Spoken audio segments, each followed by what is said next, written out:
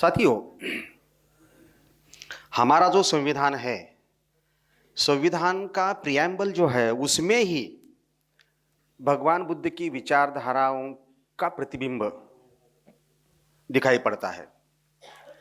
संविधान में 15(4), 16(4), 46,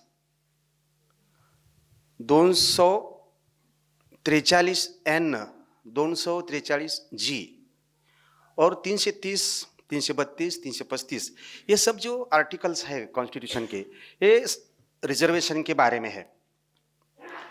संविधान हमारे समर्थन में है, हमारे हित में है, हमारे कल्याण के लिए, बहुजन समाज के हित के लिए। और यही बात ब्राह्मण लोगों को नहीं जचती है। जब ये ब्राह्मण लोग, आरएसएस वाले ब्राह्मण 14 में सत्ता में आए तो उनका एक यूनियन मिनिस्टर था, अनंत कुमार हेगड़े, कर्नाटक से। उसने प्रेस कॉन्फ्रेंस में बताया कि अगर हम सत्ता में आते हैं तो इस देश का संविधान बदल कर रहेंगे, ऐसा एजेंडा बनवाया। भारतीय लोगों के सामने हम गए, लोगों के सामने वो एजेंडा रख दिया, लोगों ने वो एजेंडा स्वीकार कर दिया और हमें चुनकर सत्ता में भेजा है। अब हम सत्ता में आए हैं, संविधान बदल कर रहेंगे।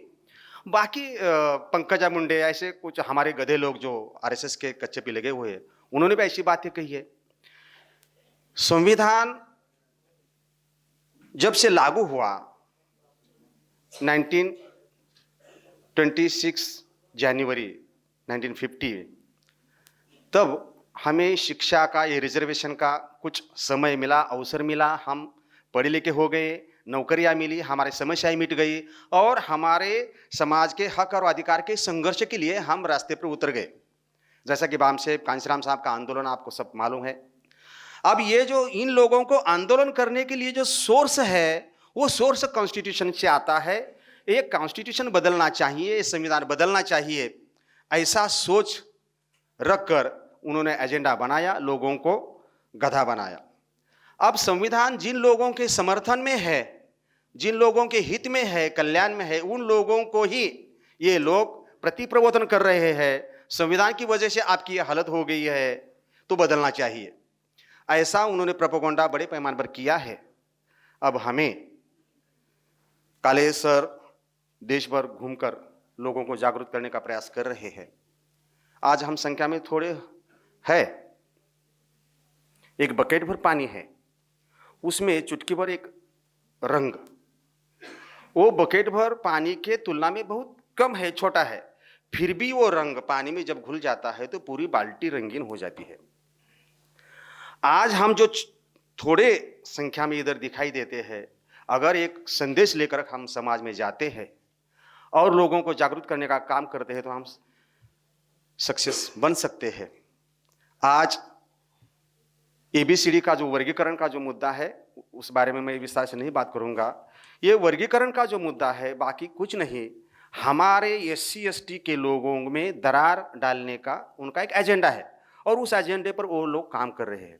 हमें यहाँ से जाकर हर एक जाति के लोगों को, जो एससी एसटी की जातियाँ हैं जिसका वर्गीकरण वो करना चाहते हैं, उन लोगों को समझ देना चाहिए। समझाएंगे, बैठकर समझाएंगे कि हम सब एक है, हमारे हित में ये संविधान है। और ये जो है, अब उन्होंने वर्गीकरण का महाराष्ट्र में जो सिलसिला चल रहा है, वहाँ एक लक्ष्मणराव ढोबळे जो हायर एजुकेशन मिनिस्टर था, जो अब नहीं है, वो भाजपा में चला गया है। वो है मांग जाति का, और आरएसएस के ब्राह्मणों ने एजेंडा बनाया, महाराष्ट्र के महार लोगों ने आरक्षण का पूरा फायदा उठाया और आपके हिस्से में कुछ भी नहीं बचा, ऐसा मातंग लोगों को बताया, वो मांग लोगों को। फिर वो ही मिनिस्टर बंदर की तरह उछल कूद कर रहा, 8% हमें रिजर्वेशन मिलना चाहिए। जो जातियां हैं महाराष्ट्र में एससी की, वो 59 जातियां हैं। उसमें से अगर मांग लोगों को 15% जो एससी का रिजर्वेशन है उसमें से 8% दिया तो 7% में बाकी के 58 जातियां कैसे एडजस्ट करेंगे? ये कुछ नहीं, ये दरार पैदा करने का मामला है, इन लोगों का एजेंडा है। हमें जागरूक होकर हमारे समाज के पास जाना चाहिए। संविधान का संवर्धन होना बहुत जरूरी है। मेरे ख्याल से भारतीय संविधान सुरक्षा एवं संवर्धन समिति का गठन होना चाहिए, BS4, जैसे कि कांशीराम साहब ने DS4 बनाकर 82 में पूरा भारत हिला दिया था, ठीक उसी तरह एक एक्सक्लूसिवली वकील लोगों का एक संगठन काले सर जी ने लॉन्च कर देना चाहिए, ऐसे मैं आप उनके प्रति विनती करता हूँ। ऐसा होगा इस आशा और विश्वास के साथ आपने मुझे यहाँ बुलाकर आपको कुछ बातें बताने के लायक समझा, इसलिए मैं आपको धन्यवाद देता हूँ। नमो बुद्धाय, जय भीम, जय भारत, जय संविधान।